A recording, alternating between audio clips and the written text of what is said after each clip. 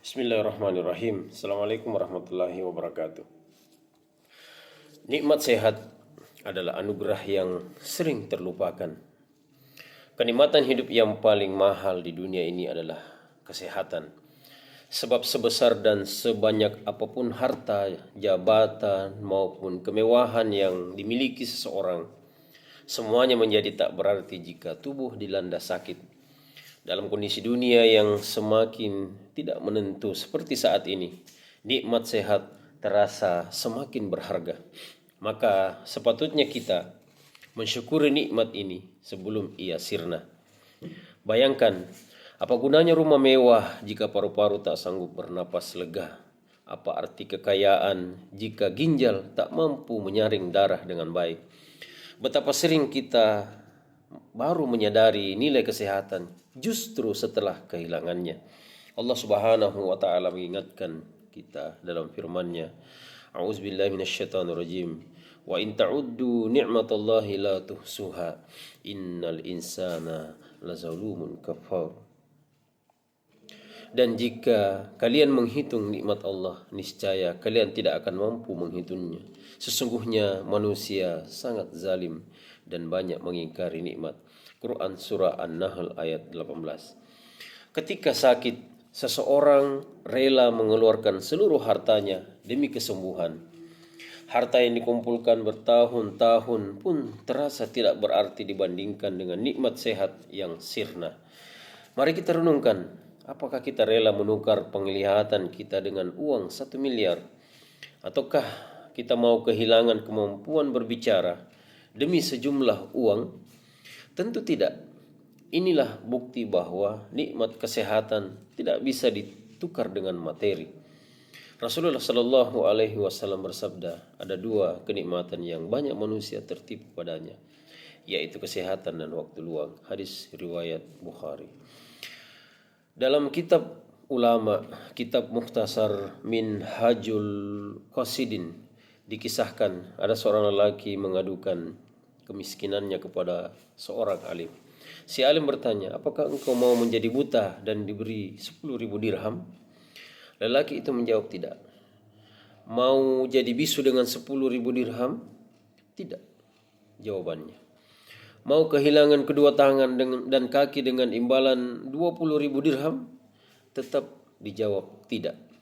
Lalu si alim berkata, apakah engkau tidak malu mengadukan Tuhanmu, padahal ia telah memberikanmu nikmat yang lebih berharga dari 50.000 dirham? Dari kisah ini kita memahami bahwa nikmat sehat jauh lebih berharga dibanding harta yang melimpah. Maka mensyukurinya adalah kewajiban. Diriwayatkan dari Al-Abbas bin Abdul Muthalib radhiyallahu an, ia berkata, aku pernah datang kepada Rasulullah sallallahu alaihi wasallam dan berkata, ajarkan aku doa yang bisa kupanjatkan ya Rasulullah. Rasulullah menjawab, mintalah kepada Allah ampunan dan kesehatan. Hadis riwayat Tirmizi. Rasulullah sallallahu alaihi wasallam juga bersabda, Igtanimu khamsan qabla khamsin. Manfaatkanlah 5 perkara sebelum 5 perkara. Masa mudamu sebelum tuamu, sehatmu sebelum sakitmu, kayamu sebelum miskinmu, waktu luangmu sebelum waktu sibukmu, dan hidupmu sebelum matimu. Hadis riwayat Al-Hakim. Betapa berharganya nikmat sehat ini dijelaskan lagi dalam sabda Nabi Sallallahu Alaihi Wasallam. Barang siapa di antara kalian yang di pagi hari sehat badannya, aman keluarganya, dan memiliki makanan untuk hari itu, maka seakan-akan dunia dan seisinya telah dikumpulkan untuknya. Hadis riwayat Ibnu Majah. Subhanallah, hanya dengan 3 nikmat, sehat, aman, dan kecukupan makanan, seseorang telah dianggap memiliki dunia. Maka ketika satu saja dari ketiga nikmat ini dicabut, hidup akan terasa berat. Bayangkan jika kita sehat dan memiliki makanan yang cukup, namun tidak merasa aman. Atau kita aman dan memiliki makanan, namun tubuh dilanda sakit. Bahkan makanan yang lezat sekalipun akan terasa hambar. Dan kita tidak bisa menikmatinya karena batasan kesehatan seperti diabetes, kolesterol atau penyakit lainnya. Oleh sebab itu, jika kita diberikan 3 nikmat ini sekaligus, sudah sepatutnya kita bersyukur. Karena bersyukur adalah bentuk nyata dari pengakuan kita kepada kemurahan Allah Subhanahu wa taala. Rasulullah sallallahu alaihi wasallam pun menjaga dan menyadari pentingnya nikmat sehat. Setiap pagi dan sore beliau senantiasa berdoa, Allahumma afini fi badani, Allahumma afini fi sam'i, Allahumma afini fi basari, la ilaha illa anta. Ya Allah, berilah kesehatan pada tubuhku. Ya Allah, berilah kesehatan pada pendengaranku. Ya Allah, berilah kesehatan pada penglihatanku. Tiada Tuhan selain Engkau.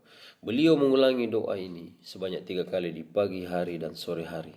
Ini menunjukkan bahwa betapa pentingnya kesehatan dalam kehidupan. Allah Subhanahu wa taala berfirman, "A'udzubillahi minasyaitonirrajim. Wa iz ta'azzana rabbukum la in syakartum la azidannakum wa la in kafartum inna azabi lasyadid."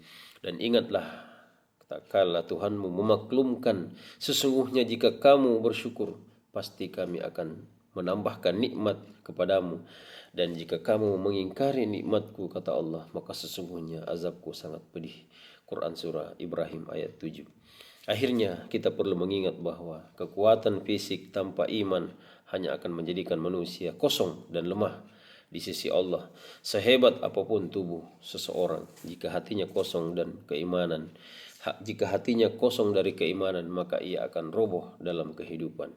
Lihatlah para sahabat, meskipun banyak di antara mereka bertubuh kecil, namun mereka memiliki kekuatan luar biasa dalam jihad.